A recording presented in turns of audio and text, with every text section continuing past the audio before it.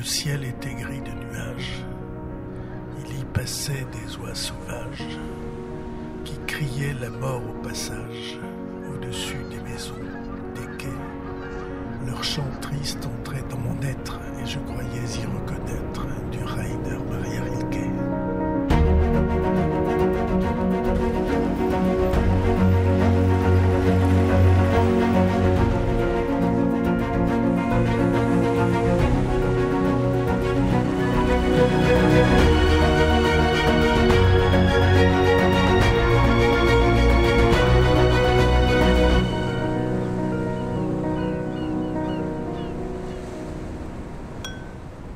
Bonjour et merci à tous pour votre présence en ce beau dimanche après-midi.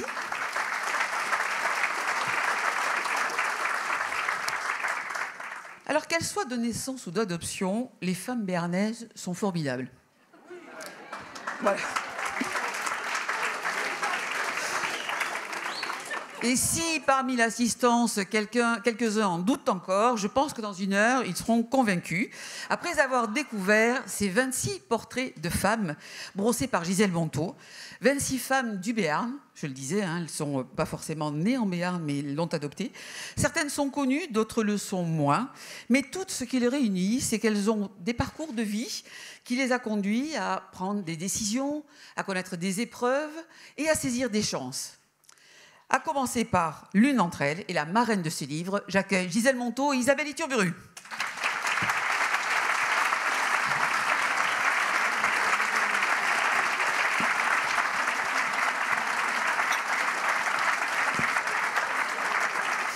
Ah, c'est comme les équipes de basket. L'équipe est là, quasiment au complet. Il y en a 9 d'entre elles.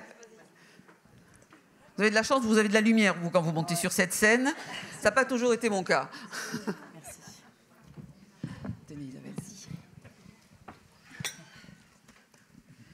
Alors, c'est bien, on est à la maison, là, non? Presque. Isabelle. Ah oui, moi, je suis très contente de revenir. J'ai une bonne excuse pour revenir à la maison. Je suis ravie. Ah bah, si vous en faut des excuses comme ça, on va vous en trouver. Hein. Gisèle, je le disais, bon, vous êtes là, et Isabelle est la marraine de ce féminin pluriel, une des 26 femmes que vous avez rencontrées. Qu'est-ce qui vous a conduit à avoir envie de rencontrer ces femmes et d'en tirer le portrait que vous en tirez? Alors, bonjour déjà. Qu'est-ce qui m'a donné envie? Alors, en fait, je vais dire que je suis quand même une femme de conviction. Et de contact. Et de contact. Et c'est vrai que je ne vais pas vous surprendre en disant que les femmes, dans nos sociétés actuelles et passées, souffrent quand même d'invisibilité. On les oublie, on nous efface. Un peu moins quand même, Gisèle. Un peu moins, ça va mieux. Mais c'est pas fini, il y a encore du chemin à parcourir. Donc je me suis dit, j'aime écrire, j'aime la rencontre. Et les femmes méritent qu'on les mette en valeur. Donc ça a été un peu un challenge en disant, je vais faire un livre où je vais mettre en valeur des femmes. Voilà, dont Isabelle, mais toutes ces femmes. Alors, comment les avez-vous choisies? Parce qu'alors là, je disais tout à l'heure, les femmes formidables en Béarn, il y en a plein dans la salle. Hein, oui. Alors, comment les choisir? Oui, c'est vrai qu'il y en a 26, mais quelqu'un m'a dit une fois, tu pourrais écrire plusieurs tomes. Je crois que je vais m'y atteler. Alors, comment je les ai choisies? On va considérer qu'elles sont un peu ambassadrices, finalement. Hein. Oui, tout à fait. Vous représentez toutes les autres. Alors, là, je revendique de la subjectivité. C'est clair, c'est mon livre, c'est des choix, c'est comme ça. J'assume, ce sont des coups de cœur. Alors, choisis, certaines ont été, j'en connaissais très peu sur les 26, je devais en connaître 8, je crois. C'est des personnes qui m'ont été indiquées, qui m'ont été conseillées. Parfois, j'en ai rencontré une qui m'a dit « Ah, vous devriez, ou tu devrais aller voir une telle, oh, elle a un parcours. » Donc, ça a été de fil en aiguille. Et au fur et à mesure, le livre s'est étoffé, mais avec quand même l'objectif... Moi, je me disais, il faut quand même qu'il y ait des personnes très connues. À ma droite, par exemple. C'est qui, la dame, là? Je ne sais, j'ai appris ça tout à l'heure. Donc, Isabelle Iturburu, très connue. Et d'autres, beaucoup moins. Et donc, j'avais aussi cet objectif, au-delà des coups de cœur, la subjectivité, qui est un panel, quand même, qui est une galerie très diverse, tant socioculturelle, socio-économique, les âges aussi, il y a tous les âges. Et voilà, je voulais qu'il y ait cette diversité qui soit à l'image de la société. Notre société, elle est composée de femmes qui sont jeunes, qui sont âgées, qui sont célèbres, qui le sont moins, etc. Voilà. Donc Ce sont des rencontres coup de cœur, coup de chance, orientées par des collectifs. Voilà, c'est très divers. Isabelle, comment vous avez reçu quand vous avez été contactée par Gisèle Monteau? Alors, les demandes d'interview, vous en recevez régulièrement. Là, c'était quand même différent comme démarche. Parce qu'on a beau être exposé, et j'allais dire, forcément, quand on est trop exposé, on n'a pas envie de trop parler de soi. Et là... Et là, Gisèle n'a pas lâché. C'est vrai que le premier mail, je l'ai vu passer. Puis le deuxième aussi, je me suis dit, c'est vrai qu'il fallait que je lui réponde. Et quand je dis qu'elle n'a pas lâché, elle a bien fait parce que oui, alors c'est pas du tout un manque d'humilité, c'est vraiment un manque de temps. Et des fois, toutes les demandes semblent se ressembler. Et on se dit, bon, encore une fois, je vais raconter des choses que j'ai déjà racontées 1000 fois, c'est pas très intéressant. Et puis, j'ai fini par bien relire tous les mails parce qu'elle ne lâchait rien. J'ai insisté lourdement, oui. Alors, il y avait déjà l'aspect régional et ça, c'est toujours très important pour moi. On va en parler. Et puis, j'ai compris qu'en parlant peut-être pour la 10e fois de quelque chose que les gens connaissent, ça allait aider. Voilà, elle m'a aussi expliqué le besoin d'attirer aussi les regards sur d'autres femmes qui me ressemblent en vrai, hein, parce que c'est vraiment des parcours de femmes juste qui ont étaient au bout de quelque chose avec des difficultés sur leur chemin et si ça pouvait aider. Donc à la base, je l'ai vraiment fait pour aider Gisèle, pour aider la visibilité. Et puis, je rencontre Gisèle. Et là, coup de cœur, non, on a passé un très, très bon moment. Je pense que les jeunes femmes qui sont là et toutes celles qui ont participé à cette aventure vont le dire. J'ai redécouvert des pans même de mon histoire parce que je ne l'avais pas raconté comme ça. On a pris le temps. Oui. Voilà. Elle prend bien le temps, elle est à l'écoute, très attachante. Non, mais c'est vrai, on se sent en confiance. Donc, ce que j'essaye de faire quand j'interviewe, je l'ai ressenti vraiment totalement. Et en plus, le hasard, ou pas, parce que chaque fois que je viens à Pau, j'embarque mes parents avec moi, parce que sinon, je ne les vois jamais. D'ailleurs, ils sont d'ailleurs là. Ils sont où? Voilà, ils sont par là. Ils sont papa et maman. Voilà. Ils sont là. Et voilà, parce que je profite de chaque minute. Donc, ils étaient là quand j'ai rencontré Gisèle. Et là, le témoignage s'est mêlé... ils ont rajouté des petites virgules et des petits... pas que des virgules. Sinon, c'est... Non. Peut-être rectifier quelques vérités aussi. Non, on redécouvrait tous les trois des moments où... Et puis peut-être j'ai dit des choses que je leur avais pas dit, ou inversement. Ils ont dit des choses qui m'ont touchée. Donc voilà, c'était... en fait, égoïstement, ça m'a fait aussi beaucoup de bien à moi. Donc voilà. Et quand je l'ai relu, j'ai retrouvé tout ça. Bon.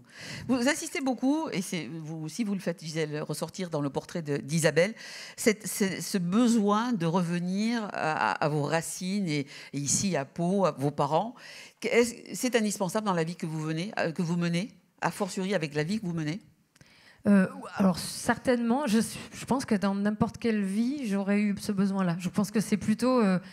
c'est pas que des racines. Je suis restée quand même 22 ans à Pau sans en bouger et j'étais persuadée que j'allais faire ma vie à Pau. Et c'était mon plan de carrière, il était là. Donc c'est essentiel et oui, le temps passant encore plus, de partager ces moments-là, même quand c'est difficile parce qu'on n'a pas trop le temps. Et puis la vie de famille et donc on a envie aussi de partager tout ce qu'on construit, pas que la carrière d'ailleurs. Et oui, c'est essentiel. Je disais en préambule, en vous introduisant toutes les deux, et c'est un peu ce qui réunit toutes celles qui sont là au premier rang et vous. À un moment donné, alors c'est valable pour beaucoup d'entre nous, bien évidemment, mais vous les mettez en exergue dans votre livre. À un moment donné, il y a une liane qui passe, il y a une chance, et on la saisit ou on la saisit pas. Et vous, dans votre vie, Isabelle, alors bon, certes, maman vous a un peu aidé. On va revenir sur l'épisode de Miss Pau. C'est un peu elle qui vous dit, tiens, on va vous inscrire. On est obligé d'en passer par là. On est ravis d'en parler de ça. Oui. Je le sens bien. On en parle dans le livre. Oui. Mais c'est ça aussi la vie. Et à un moment, dans la suite de votre carrière, il y a eu ça aussi. Et ça, c'est commun à tous les parcours. Voilà, il faut toujours rappeler que quel que soit ce qu'on a décidé de faire, ou d'ailleurs qu'on n'a pas décidé de faire, exactement. C'est des rendez-vous qu'on saisit ou pas, c'est des tournants qu'on prend. Et après, évidemment, il y a du travail, il y a du courage, mais il y a quand même une notion presque de hasard. Et moi, je pense de bonne étoile, en tout cas dans mon cas. Et c'est ce que j'ai aimé en lisant certains parcours, c'est qu'en vrai, quelle que soit la finalité, c'est savoir regarder en arrière et dire tiens, si j'avais pas fait ça. ou si là j'avais plus hésité, ou enfin moi en tout cas c'est mon credo, c'est d'y aller. Au pire, on se fait un peu mal et puis on revient en arrière, mais il faut le tenter parce que en tout cas mon histoire elle prouve ça. Tout à fait. Je pourrais rajouter dans ce que j'ai découvert chez Isabelle, c'est vrai que le facteur chance, on a des petites choses qui arrivent, on les attrape ou pas, mais ce que tu me disais, c'est que la chance, ça veut dire aussi accepter d'y aller, de prendre ce risque-là et de s'adapter. Parce qu'on sort de sa zone de confort. Et quelque part, dans ton parcours et dans vos parcours, mesdames, on sort dès qu'on bouge, dès qu'on fait quelque chose de nouveau. C'est une chance, mais on la saisit, mais ça veut dire qu'au bout du bout, il faut quand même s'adapter, il faut quand même bouger différemment et apprendre et prendre des risques. C'est ce que tu as fait. Et même si parfois, effectivement, quand on prend certaines décisions, on a l'impression de perdre quelque chose, de se mettre en danger, et puis finalement, d'autres choses surviennent. Enfin, des exemples comme ça, il y en a plein. Qu'est-ce que c'est cette histoire de l'enlèvement de votre mère par votre père ? Ouh là là, c'est très mais c'est un très joli début de roman, ça. C'est un très joli début de roman. Ben voilà, voilà j'ai réussi à la faire comprend ou comprend pas. Oui, mes parents n'auraient pas dû se rencontrer, ou en tout cas, et donc je ne devrais pas être là. Bah, ça, je pense que c'est commun à tout le monde, c'est vrai. Voilà, le basque et la bigourdane, voilà, il est allé la chercher et puis ça crée une béarnaise. C'est incroyable. Ça crée une béarnaise, voilà, ils sont venus on n'en revient pas. Et non, mais c'est marrant parce que là, vous remontez très loin, mais oui, ça fait partie de ces. Eh oui. Ces choix de vie. Choisir, c'est renoncer, il paraît. Oui. Mais c'est aussi s'ouvrir à quelque chose d'autre. Là, papa, il a choisi. Hein. Et c'est vrai que dans les parcours, quand j'ai rencontré, c'est une photographie d'une vie à un moment donné, mais on vient de quelque part. Et ce qu'on évoque là sur ce mariage d'amour, chaque personne, on a une lignée, on vient d'une lignée, on vient de quelque part, et on n'est pas là par hasard. Voilà. Donc je crois que c'est important, et chaque fois, c'était important avec toi aussi, c'est que ses parents étaient là, ils ont parlé de leur vie, ils ont raconté, et c'est vrai que ça explique aussi pourquoi Isabelle est comme ça. Donc on est dans une logique de parcours, mais qui n'appartient... Elle est comment, Isabelle ? Elle est comment ? Elle est comme on la voit à la télé. Et j'avoue qu'on ne se connaissait pas. Donc c'était un challenge aussi pour moi d'arriver jusqu'à elle. Vous n'aimez pas le rugby, Gisèle ? J'ai eu un ancien petit ami rugbyman il y a très longtemps, mais mis à part ça, bon, voilà. Je vous avoue tout. Non, le rugby, non, je regarde, mais sans plus. Donc Isabelle, je la trouve comment ? C'est quelqu'un que j'ai découvert aussi, parce qu'on s'est vu, mais on a beaucoup échangé aussi, on s'est téléphoné. Et ce que j'ai apprécié, alors c'est aussi l'explication du choix. Parce qu'Isabelle, c'est une personne connue, effectivement, mais pas que.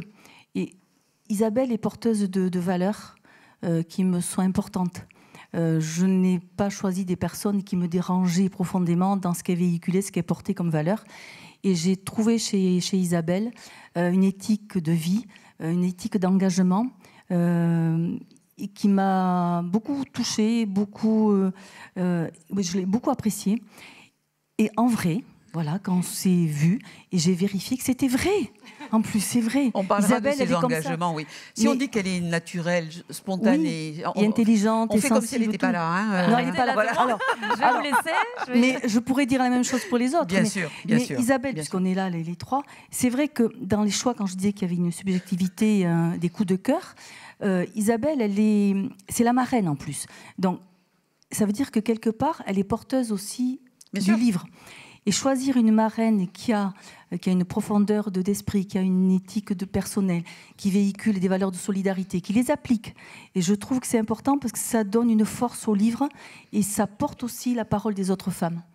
Donc moi, je suis fière qu'Isabelle ait accepté parce que ça donne encore plus de poids à ce livre qui est très collectif. Parce qu'on parle d'individualité, on parle de toi, on parle de toutes les autres qui sont là, certaines, parce que toutes ne sont pas là. Il y a des parcours beaucoup plus fous que le mien. Hein. Oui, ça, je vous confirme. C'est vrai. Ça, je vous confirme. Oui. Plus compliqué. Oui. Est-ce que certaines d'entre elles ont refusé ? Oui. Alors, il y a eu des refus à plusieurs niveaux.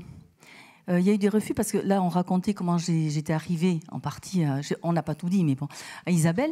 Mais ça a été compliqué. D'autres, déjà, je leur ai proposé en disant, voilà, je vous invite parce que ça m'intéressait. Et qui m'ont dit non. non, pour X raisons, mais non, parce que je ne veux pas que ma vie soit notée, soit marquée dans un livre et qu'elle soit rendue publique. Donc ça s'entend. C'est pas simple aussi d'avoir sa vie qui est racontée, c'est une biographie quelque part, même si moi j'enrobe, je mets d'autres choses autour. Mais voilà, donc il y a eu ce genre de refus.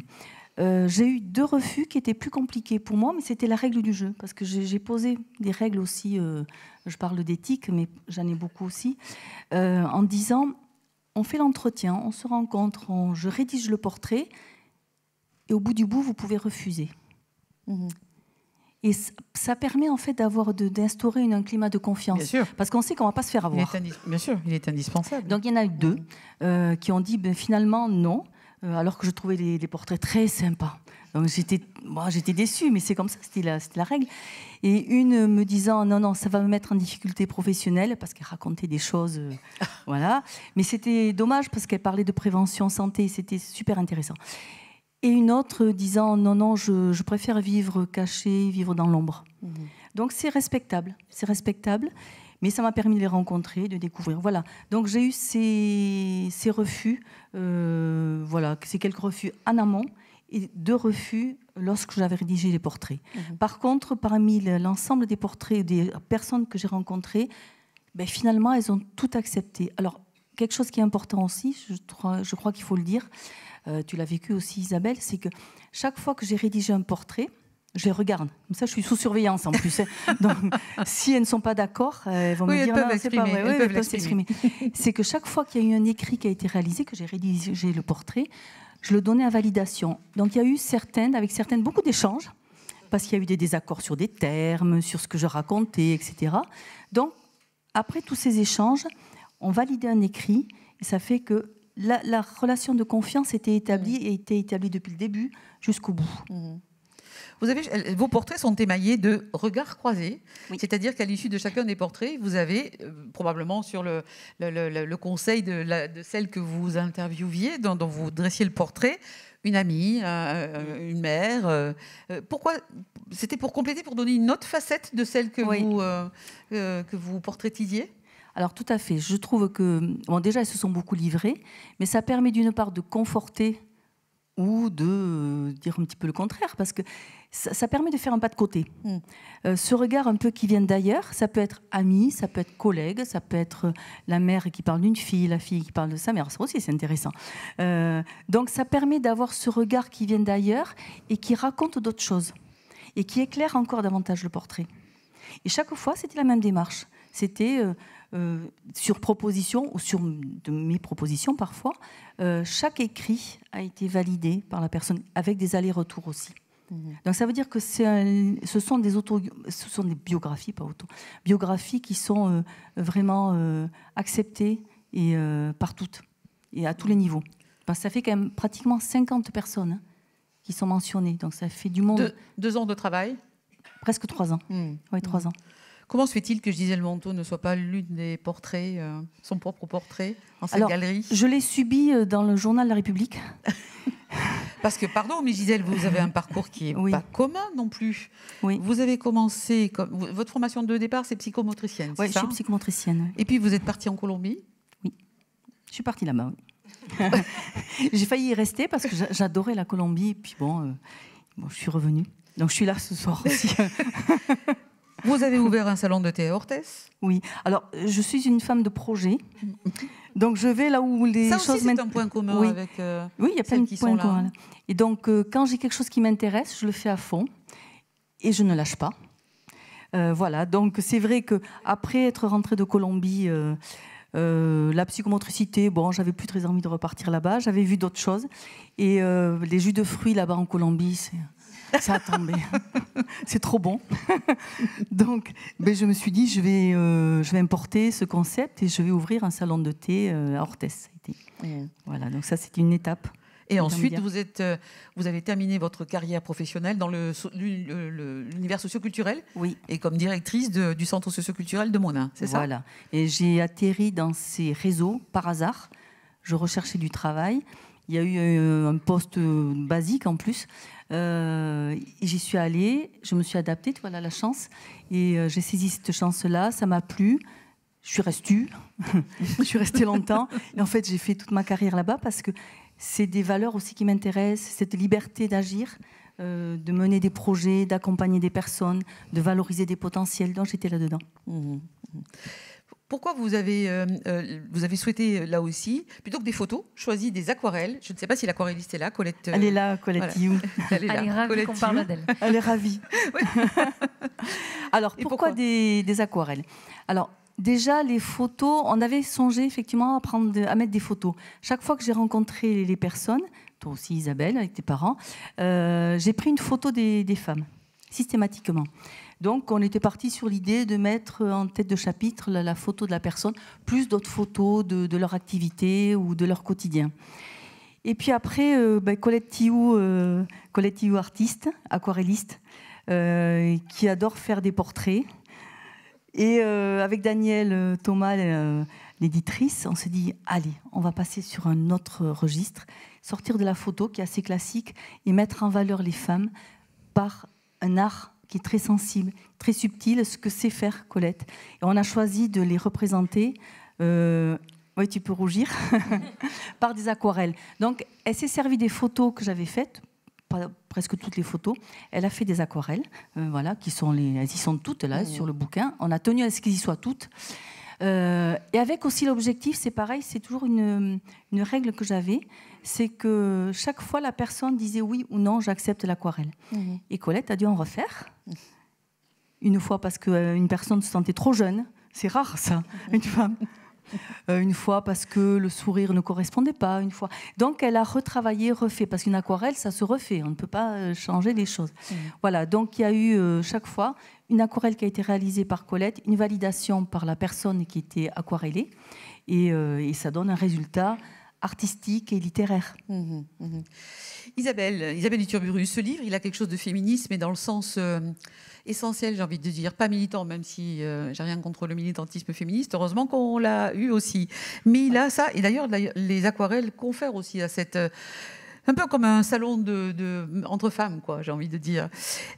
Vous avez évolué dans des milieux qui n'étaient pas forcément les plus féministes. Toujours pas, d'ailleurs. Alors voilà, c'est à ça que je voulais en venir. Vous avez ouvert un peu la voie. Vous avez été l'une des premières sur les bords des terrains de rugby à commenter. Comment on vit ça? Et puis on reviendra parce que des consoeurs à vous ont dénoncé certaines pratiques. Vous avez toujours dit que ce n'était pas le cas. J'ai beaucoup de chance. Avec le recul, quand j'entends tout ce que j'entends et que je crois totalement, je me dis encore une fois, j'ai une bonne étoile parce que je ne suis pas passée par là. Mais ça ne veut pas dire que ça n'existe pas. Bien évidemment. Mais oui, j'ai envie de dire féminisme positif. Voilà, pour moi, c'est important. J'ai toujours dit que j'étais plutôt féministe par l'exemple que par le militantisme, justement. Et en tout cas, moi, c'est comme ça que je le vois. Et j'aime beaucoup ce livre pour ça. Parce que c'est des parcours, oui, chaotiques parfois, oui, difficiles, comme d'ailleurs des hommes peuvent les vivre aussi. Bien sûr. Mais à chaque fois, il y a une fin assez heureuse. Et en tout cas, il y a un accomplissement. Voilà. Même s'il y a de la fierté, il y a de l'accomplissement. Et c'est montrer que malgré les difficultés, malgré le milieu social, malgré l'origine, on peut aller au bout du chemin qu'on a envie de parcourir, en tout cas aller loin, parce qu'il n'est jamais fini, donc on va continuer. Et ça peut marcher, et on peut y arriver. Alors moi, dans mon cas précis, oui, le rugby, le sport que j'aime tellement. Ta marque de fabrique d'ici. Oui, c'était un milieu d'hommes. En tout cas, ça l'était vraiment il y a 16 ans, quand j'ai commencé. Et j'ai envie de dire aussi le journalisme sportif. C'est ce que je vais dire. C'est peut-être plus dur que le rugby. Et journalisme, j'ai trouvé. Et si vous me permettez, Isabelle, journalisme sportif féminin. Parce qu'aujourd'hui, finalement, si l'on observe la plupart des rencontres, une femme sur le bord d'un terrain, que ce soit un cours de tennis, un terrain de foot et de rugby, bien évidemment, ça fait partie du paysage. Complètement. Même maintenant, aujourd'hui, aux commentaires. À l'époque, c'était moins le cas. Et vraiment, moi, j'ai plus subi d'obstacles ou de contraintes par mes collègues, donc journalistes, que par le monde du rugby, les joueurs, les entraîneurs, le public, qui est, je pense, beaucoup plus ouvert et beaucoup plus familial. Et donc, quand on dit famille, il y a les femmes, il y a les mamans, il y a les filles, les sœurs. Dans le milieu du journalisme sportif, c'était très compliqué, voilà, parce que forcément, je prenais la place de quelqu'un, alors que je n'ai pas pris la place d'un joueur de rugby. Donc, mais malgré tout, voilà, oui, c'était difficile, mais c'était pas insurmontable, la preuve. Et c'est pour ça que je suis contente que des hommes puissent lire ce livre, parce que si aujourd'hui ça s'est bien passé pour moi, c'est autant grâce à des hommes qu'à des femmes, puisque bien sûr, ce sont les hommes qui m'ont accepté et qui m'ont fait grandir. Certains sont même venus vous chercher. Voilà. Et moi, il n'y avait aucune femme donc, dans ce service-là. Donc c'est vraiment des hommes. Pour le coup, donc ça existe et heureusement, il faut aussi le dire. Voilà, c'est ce que j'aime dans le féminisme, c'est qu'on a besoin des hommes, nous les femmes, pour avancer. Bien sûr. Sinon, ça sert à rien. Et ensemble, il faut les inclure dans le combat. Mais moi, en tout cas, ce sont des hommes. Pour le coup, c'est mon exemple qui ont eu envie d'ouvrir la voie et de laisser de la place à des femmes. Et donc, à moi en l'occurrence. Mais c'est vrai que j'ai quand même cette éducation. Alors, en parlant avec Gisèle, mon papa et ma maman, on s'est dit, mais on ne sait pas d'où, parce que bon, mes parents sont nés agriculteurs, et puis ils ont ouvert une épicerie. Enfin, ils n'ont pas non plus une vie où ils ont... Tout le monde se souvient de l'épicerie. La place du Foirail. Voilà, il y a certains qui ont dû me connaître toute petite dans les rayons. Mais on ne peut pas dire qu'ils ont eu une vie où... Enfin, je ne sais pas comment dire. C'est pas par leur exemple que j'ai eu cette mentalité de foncer. Et du coup, en cherchant, en parlant avec Gisèle, je me suis dit, tiens, en fait, c'est parce qu'ils m'ont donné beaucoup d'amour, sans aucun jugement. Ça, et d'assurance, un socle solide. C'est un socle très fort. Ce qui m'a fait aller bille en tête, dire oui à tout plein de choses qui avaient l'air de faire peur, sans me dire que ça allait mal se passer. Je n'ai jamais imaginé que ça allait mal se passer. Je pense, en fait, la clé de tous les parcours, c'est quand même l'amour qu'on nous donne, la confiance qu'on nous donne. Et si on a confiance en soi, en principe, femme ou homme, on doit y arriver. Et d'ailleurs, le 20 novembre, sur votre compte Instagram, le jour de la Journée internationale des droits de l'enfant, vous avez écrit, avec cette très jolie petite photo de vous, enfant, très mignonne, très jolie. Vous avez écrit « Si tous les enfants pouvaient avoir la même chance que moi ». Oui, oui, voilà, parce que on n'était pas très riches, mais j'ai manqué de rien. Et je l'entends souvent. Et surtout pas la seule à le dire. Voilà. Et ça, c'est vraiment important, en fait. Je le vois maintenant que je grandis et que je vois beaucoup de femmes qui ont des parcours plus chaotiques, qui souffrent plus que moi, souvent de manque de confiance en elles. Ça se joue quand même beaucoup dans l'enfance, je pense. Et c'est pour ça que dans toutes les associations que j'aide régulièrement, c'est quand même toujours autour des enfants. Je pense que c'est la clé. Et c'est la clé aussi pour que les femmes...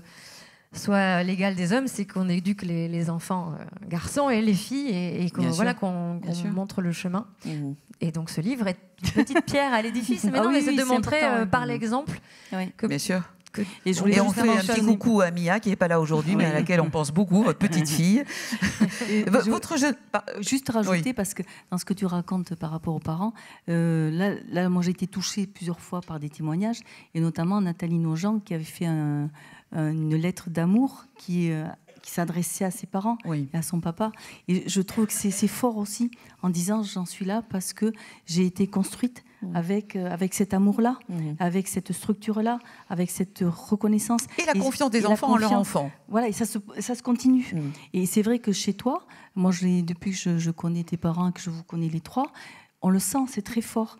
Et c'est vrai que quand on a cette confiance-là du père et de la mère, ou d'autres personnes de l'entourage, on peut avancer, on peut y croire, on peut se projeter. Je vous nomme un peu parce que c'est vrai que ce livre-là, c'est important. Clarisse Rose, Le Caméléon, ça vous parle qui a créé une association qui s'appelle Les Trois Mères, en hommage à sa mère, sa grand-mère et sa grand-tante. Ça veut dire qu'on vient de là. Voilà, donc tout ce que tu dis, moi je l'ai retrouvé chez beaucoup d'entre vous qui parlent, qui font des hommages. Je vois aussi Léa et Nathalie Vasquez qui parlent de leur maman, de Thérèse.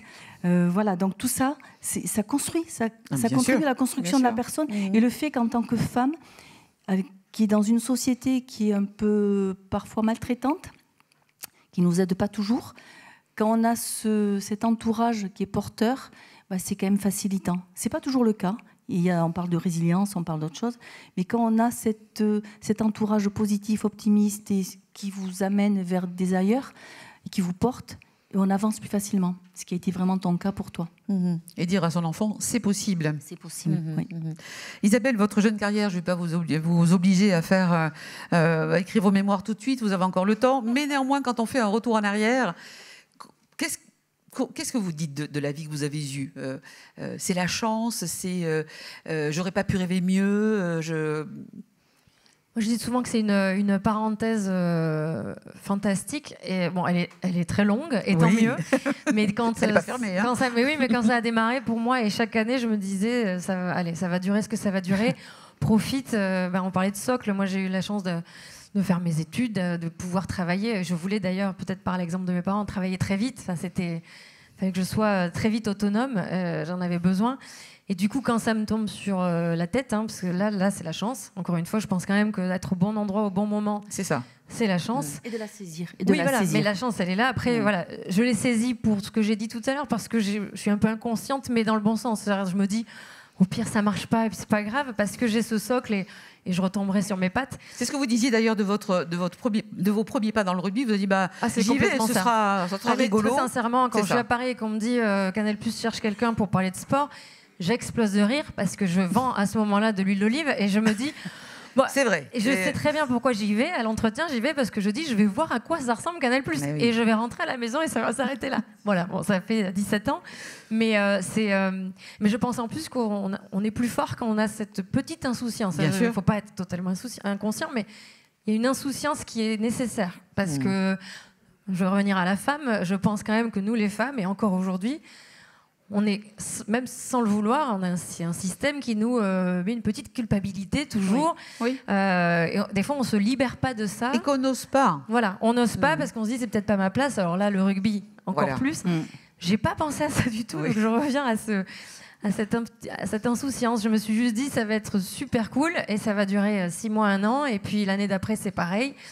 Et j'entends souvent des gens qui sont du métier, qui ont plus d'expérience, me dire c'est ta force, et je le vois dans d'autres personnes, c'est la force, c'est d'être optimiste, d'y croire. Voilà. Et en vrai, du coup, on a une force supplémentaire, je pense. Quand on croit en ce qu'on fait, on est un peu plus fort que quand on se met des limites, en fait. Alors Isabelle, aujourd'hui, vous n'avez pas laissé tomber le rugby, il est un peu sur le côté. Et un peu moins. Un peu moins, voilà. Donc vous présidez vos destinées de 50 Minutes Inside sur TF1. Comment on passe des interviews de Fabien Galté, Mathieu Bastaro, Frédéric Michalak, Antoine Dupont pour le A, Lady Gaga, Kate Winslet, Jean Dujardin. Il y a un gap. On va poser la question à Gisèle, mais je vais répondre ce qu'elle a un peu dit tout à l'heure. Quelle que soit la personne en face, en fait, il raconte une histoire. Voilà. Et je me suis dit ça parce que là, j'ai eu ce petit syndrome de me dire, alors, une fois que je me suis prouvé que je pouvais le faire dans le rugby, je me suis dit, non, sors pas de là parce qu'on va se dire, mais qu'est-ce qu'elle vient faire ailleurs ? Elle connaît que le rugby. C'est toujours la question qu'on se pose. Hein. Et puis bon, je me suis dit, je venais d'avoir 40 ans, j'ai dit, si je le fais pas maintenant, je le fais quand ? Et encore une fois, je retomberai sur mes pattes si ça marche pas. Et en fait... l'interview, qu'elle soit à la télé, à la radio, pour un livre, dans la vraie vie, au café, en fait, c'est un échange. En fait, c'est vraiment raconter une histoire, écouter l'autre, c'est vraiment capital. Dans une posture de vérité. Beaucoup, de l'empathie. Il faut vraiment se mettre à la place de l'autre. Donc oui, par exemple, Lady Gaga, pour donner cet exemple, parce que c'était pour moi la plus impressionnante. C'était peut-être la plus touchante et la plus fragile des personnalités que j'ai rencontrées. Donc on a tous des histoires, on a tous des parcours. Et moi, ce que j'aime dans 50 Minutes Inside, puisque c'est ce portrait où j'ai le temps de comprendre un peu comment fonctionne la personne en face. Et je ne parle pas juste du film dans lequel il joue, parce que ça ne nous intéresse pas. C'est aller voir un peu qui se cache derrière. Et ça marche parce que tout le monde peut se reconnaître dans un petit bout d'histoire. Bien sûr. Voir que même les plus grandes stars ont eu des difficultés enfants, ou plus tard, ou en amour, ou des problèmes de deuil. On a tous nos épreuves, et moi je trouve ça passionnant. Voilà. Et on se lasse jamais de ça. Et tu as dû voir ça. C'est vrai qu'on s'enrichit parce que autant toi, sur ta fonction d'animatrice sur TF1, que dans les portraits, moi j'ai voyagé d'univers en univers. Là, parmi les dames qui sont là, il y a une chocolatière, une dame qui une grande sportive, qui a battu des records. Il y a une dame qui a créé un garage de mécanique auto. Je vais vous nommer quand même. Il y a Imelda Fernandez qui a créé son garage. Voilà, donc ce sont des univers. Là aussi, si c'est pas un univers très empreint de masculinité. Alors, juste pour Imelda, juste vous donner un chiffre. J'ai découvert ça parce que quand j'ai préparé d'autres conférences, je suis allée voir un peu sur des chiffres et j'ai découvert que dans la profession de mécanicien, 99% des mécaniciens sont des hommes. Et nous avons Imelda Fernandez qui est là. C'est le pourcent. C'est le pourcent. Et qui m'a raconté, juste pour la petite anecdote, on s'est téléphoné il y a 2-3 jours. Et elle me dit, lorsqu'on a présenté le livre à la médiathèque de Pau, et nous, après, on était avec Colette, on était sur les dédicaces, et j'ai découvert, elle me dit, mais oui, après la présentation, j'ai signé des dédicaces sur le livre. Mais c'est pas possible. Donc, c'est le 1% célèbre que nous avons là. Et voilà, et ça montre. Parce que c'est typiquement le genre de profession, il faut qu'on se le dise ici, tous autant que nous soyons réunis aujourd'hui. Honnêtement, et d'autant plus, alors là, je parle sous le contrôle de ces messieurs, et là, du coup, je fais aussi un procès de genre. Ça ne requiert absolument pas de compétences particulières pour un homme que d'aller ouvrir un capot et d'aller réparer. Je parle sous votre contrôle, Imelda, mais toutes les femmes pourraient le faire. Oui. Bon. Mais elle m'a parlé de passion. Elle m'a dit c'est quelque chose que je voulais absolument faire. Je voulais pas faire cet archétype qui pèse, voilà, qui nous pèse dessus. On parle de système. Alors c'est comme le rugby, c'est-à-dire que moi quand j'arrive, je pense que c'est la même chose. Bon, moi il se trouve que grâce à mon papa, j'adore le rugby. Ah, j'ai cru que vous alliez dire la mécanique. Mais non, mais non, je suis nulle. Mais je sais très bien que si je m'y mets le nez dedans, je vais savoir. Le rugby, le premier match, je n'ai rien compris. Et je comprends les gens qui me disent mais pourquoi tu parles de ce sport, on comprend rien. Bon. Mais par contre, j'ai été habitée par une passion. Donc ça peut parler à tout le monde. Exactement. Mais le jour où je l'ai fait, je sais que des jeunes filles se sont dit mais en fait, c'est possible. C'est ce que je vous disais. En fait, il n'y a pas de vocation tant qu'on n'a pas l'exemple. Et encore une fois, là, c'est pas forcément la faute des hommes. Hein. C'est un système. Nos mamans l'ont pas fait, donc on s'excuse presque d'avoir envie de le faire. Mais dès qu'on montre l'exemple, et encore une fois, je mets les hommes dans la bataille. Moi, je sais qu'au service rugby de Canal+, moi, j'étais la princesse, la chouchou, on s'amusait. Enfin, j'ai pas senti. Ils étaient contents qu'il y ait aussi un autre son de cloche, qui est une autre. Donc, des fois, on croit que c'est impossible, mais parce qu'on croit que c'est impossible et on pousse pas la porte. Donc, je pense que c'est pareil. Là, on va peut-être des mamans qui vont dire à leur petite fille si tu peux y aller en mécanique, fais de la mécanique. Elle a un garage et c'est génial. D'ailleurs, elle a gagné des clients, je crois, depuis. Je crois qu'elle va. Parce qu'en fait, Imelda, c'est la patronne et l'ouvrier, c'est un homme. Voilà. Et oui, mais c'est tout à fait normal. Voilà, c'est normal. Il est où le sujet? C'est normal. Mais c'est comme Léa aussi Vasquez, avec sa maman, Nathalie, qui est la chocolatière. C'est un métier où il y a surtout des hommes aussi. Et je pense, tu me racontais que c'était un milieu assez dur.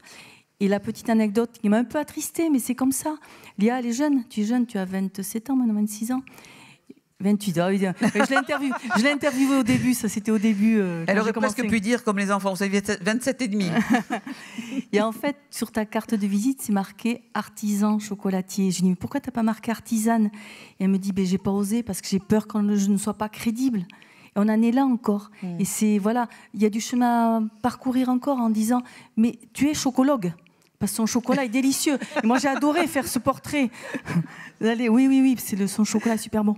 Et voilà, donc, tu mérites le titre de chocologue et elle n'ose pas mettre le titre artisaneux, chocolatière. Et voilà, donc c'est toute la difficulté de nous, les femmes, c'est de dire, on a ces compétences-là, on a cette expertise-là, dans des milieux qui sont parfois très masculins, mais on l'a. Et on pourrait parler du parcours de Nathalie de Souter, qui figure aussi dans votre galerie. Nathalie de Souter, qui a été une femme jockey, l'une des plus grandes femmes jockey, paloise, qui s'est entraînée, qui a mis fin à sa carrière il y a très peu de temps. Et là aussi, c'est un milieu ultra, même si il y avait eu des précédents, mais quand même. Elle parle d'un milieu de requins. Et c'est vrai que elle faisait du saut d'obstacle. Et elle me racontait comment ça se passait. C'est terrible. Mais en attendant, bien souvent, elle courait. C'était des courses où elle était la seule femme. Et elle gagnait. Alors, imaginez. Oui, en plus. Et elle a été cravache d'or. Elle a gagné le prix du président de la République. Tout juste. Et elle a été appréciée, elle a été admirée, elle a été reconnue. Et elle me racontait, par exemple, c'est pareil, elle était programmée pour être secrétaire. Oui, exactement. Donc, et oui, c'était ça avant, les femmes, elle a une quarantaine d'années, petite quarantaine, et secrétaire, parce qu'on était soit secrétaire, soit... bon, il ne faut pas généraliser quand même. Non, mais c'est pas si ancien que ça. Mais voilà, et Nathalie, elle était programmée pour être secrétaire, mais non, elle séchait les cours pour aller voir courir des parce que c'était à côté de l'hippodrome, elle habitait. Et elle s'est battue. Et là, elle a été entendue par sa maman. Et c'est là que l'entourage, c'est important, qui a dit, mais non, c'est pas possible, ma fille, il faut qu'on t'écoute, qu'on t'entende. Et elle s'est renseignée, elle est inscrite à une école de jockey. Et Nathalie a eu ce parcours extraordinaire. Et maintenant, elle est juge-commissaire, je sais pas comment on l'appelle, lors des courses hippiques. Voilà, donc ça montre bien la volonté, la passion qui fait qu'on fait bouger les lignes et qu'on a un exemple. Et Nathalie, elle a donné l'exemple, elle a une nièce maintenant qui suit le même parcours qu'elle. Voilà. Gisèle, vous disiez au tout début de notre échange à propos d'Isabelle qu'elle avait des valeurs. Est-ce que ce sont ces valeurs qui vous conduisent aujourd'hui, même si vous devez sans doute faire l'objet de moult sollicitations, d'être la marraine du Trophée des Sables il y a encore quelques semaines à Pau, de l'Estelada depuis 10 ans Comment, pourquoi vous choisissez, quelles sont les causes que vous choisissez, et c'est pour mettre un petit coup de projecteur votre notoriété que servent à ces causes-là? C'est exactement ça. Alors, c'est pas forcément moi qui l'ai choisi. On vient souvent me voir et c'est vrai que là, maintenant, ça peut être peut-être 4-5 demandes d'associations dans plusieurs villes par jour. Vraiment, sur les réseaux sociaux, maintenant, ça... Oui, mais parce que ça va vite. Alors, oui, c'est ça. Alors moi, j'essaye de pas dire oui à tout le monde dans le sens où être marraine et ne pas m'impliquer, je trouve ça inutile et contre-productif. Après, c'est très compliqué de dire non. Et quand je vois que j'ai vraiment pas le temps, je me dis toujours, j'ai mes petits critères. C'est déjà, est-ce que ça va vraiment être utile à quelqu'un? Si ce quelqu'un est encore une fois un enfant en difficulté, que ce soit avec le secours populaire, donc des enfants qui ont peut-être pas les mêmes moyens que d'autres, ou des enfants malades ou handicapés, ou alors là, en fait, ne m'appelez pas tous ce soir, mais je dis oui à tous les coups. Et du coup, j'essaye après de faire des... Je mesure la chance que j'ai eue. Des crossovers. Ça, je savais pas. Par exemple, le Trophée Rose des Sables, alors là, ce sont des femmes. Et très sincèrement, je leur avais déjà dit non 2-3 fois parce que c'est tous les ans. Et cette année, et ils ont dû comprendre. Ils m'ont dit, écoutez, on a vraiment envie que vous soyez avec nous. Et on veut aussi aider votre association, donc là pour parler de l'Estelada, parce que c'est celle qui peut-être me tient encore le plus à cœur, parce que c'est concret, parce que je la vois grandir, parce que j'étais là au début et que je sais la valeur des choses, c'est-à-dire que c'est une petite association et avec... Reparlons de l'Estelada, ou parlons. Voilà, l'Estelada, donc c'est, pour ceux qui ne connaîtraient pas, c'est une association vraiment béarnaise, pour le coup, qui s'est créée il y a 12-13 ans à peu près, et au début c'est des copains médecins qui se sont dit, nos enfants ont tous beaucoup de chance, on a beaucoup de chance. Qu'est-ce qu'on fait pour rendre cette chance-là? Donc, ils se sont mis en relation avec le Nid béarnais, si vous connaissez. Donc voilà, ils ont ciblé ça parce qu'encore une fois, ils partaient de zéro. Et ils ont dit, on va aider à améliorer le confort des enfants handicapés qui vont au Nid béarnais, parce que c'est dur, mais voilà, la vie est dure. Et donc aujourd'hui, des choses essentielles à un enfant handicapé devient un confort et devient payant. Donc ça devient très difficile pour les parents. Pour les familles, bien sûr. Voilà, et pour les enfants. Et donc ils ont commencé petit, avec cette Estelada une fois par an, ici même, au Palais Beaumont d'ailleurs. Une journée, une soirée où les gens s'amusent et en même temps donnent... Pour l'association. Voilà, ce sont des entreprises qui prennent des tables et qui payent pour ça. Voilà. Et donc, ils sont venus me chercher au début avec Damien Traille et Tony Estanguet. Voilà, et ils ont visé... alors, Tony Estanguet bien au-dessus et Damien aussi. Et moi, je leur ai dit, vous êtes sûrs? Bon, à l'époque, vraiment, je démarrais. Et puis, alors, moi, je me suis vraiment liée... c'est devenu une famille, très clairement. C'est ma deuxième famille. Et donc aujourd'hui, les associations plus grandes qui veulent m'avoir en marraine et qui ont des belles causes, des causes magnifiques, je leur dis toujours, est-ce qu'on peut embarquer avec moi l'Estelada? Et on est victime de notre succès, mais c'est vrai qu'aujourd'hui, j'essaye de partager tout ce que j'arrive à avoir avec cette association. Et voilà pourquoi ils sont devenus bénéficiaires aussi du Trophée Rose des Sables, d'un tournoi de rugby auquel je participe tous les ans à Paris. L'Estelada est là aussi.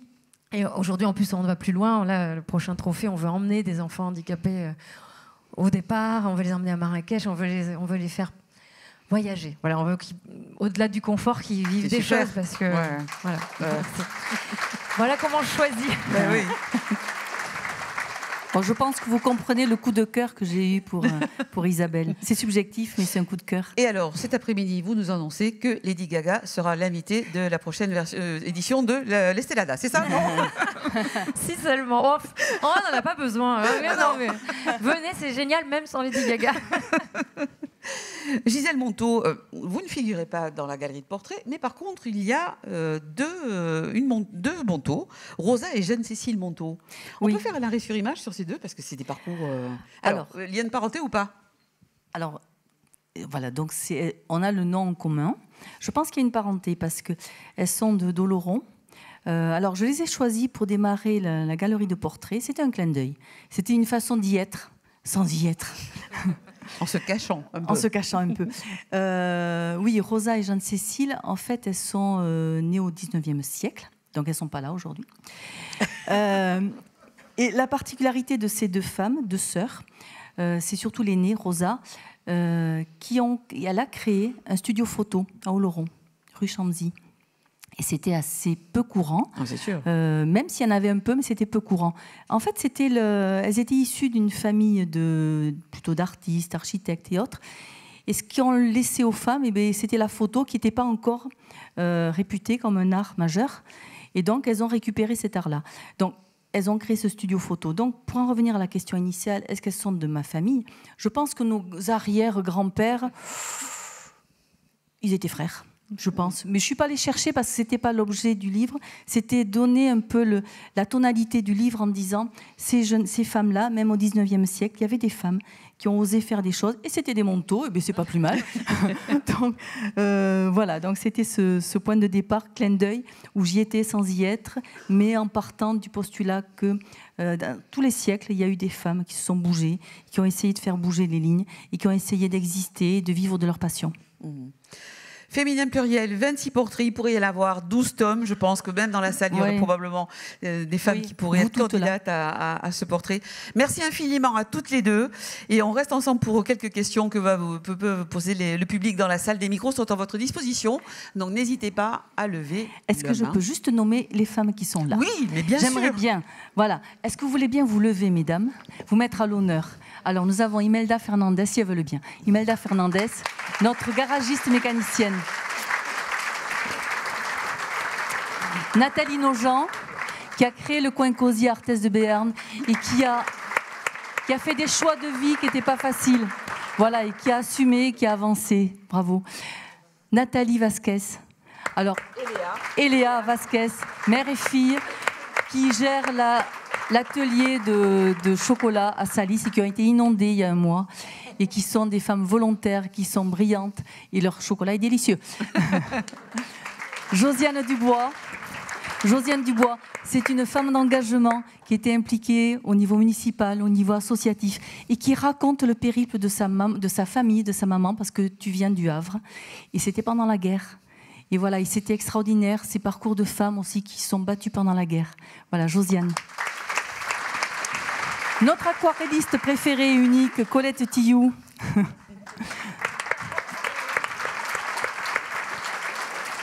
Chantal Bernès-Vignol. Alors là, c'est une bibliothécaire, une amoureuse des livres et qui est très engagée dans les Restos du Cœur. Merci Chantal. Clarisse Rose. Alors Clarisse Rose, l'enjeu c'est de la faire rire. J'adore son rire. Alors Clarisse Rose. Clarisse Rose, c'est une femme extraordinaire aussi, qui a un cœur gros comme ça, qui a une générosité et qui s'engage pour plein de causes. Bravo, merci Clarisse. Nathalie Carpentier, qui n'a pas été aidée dans la vie au début et qui s'est battue, qui a fait bouger des lignes. Nathalie qui me racontait, j'étais condamnée à 10 ans, la médecine m'avait dit, vous n'allez pas vivre au-delà de 10 ans, qui ne devait pas avoir d'enfant. Et voilà, donc c'était... Une grande petite femme. Oui, énorme et grande. Majuscule. C'est une Nathalie Carpentier majuscule. Merci Nathalie, qui est conseillère en économie sociale et familiale. Cathy Capdevielle. C'était la femme la plus rapide de France, qui a été finaliste aux Jeux de Rome en 1960 et qui a battu plein de records sur 100 mètres, 200 mètres. Voilà, extraordinaire. Et petit élément, en France, il n'y a que 6% des rues qui portent des noms de femmes. Le maire d'Agnos a donné son nom à l'école d'Agnos. Oui. J'ai oublié personne? Celles qui sont présentes, non. Voilà, là, c'est celles qui sont présentes. Merci à vous, mesdames. Alors, y a-t-il des questions ou une réaction? Alors, on a des gens derrière nous. Hop. Eh bien, écoutez, peut-être que nous avons été complètes. C'était un grand moment. Merci beaucoup. Merci Véronique. Et à toutes. Merci à vous. Et on retrouve Isabelle et Gisèle à la dédicace dans la salle Henri Faison. Merci beaucoup. Merci à vous tous et toutes.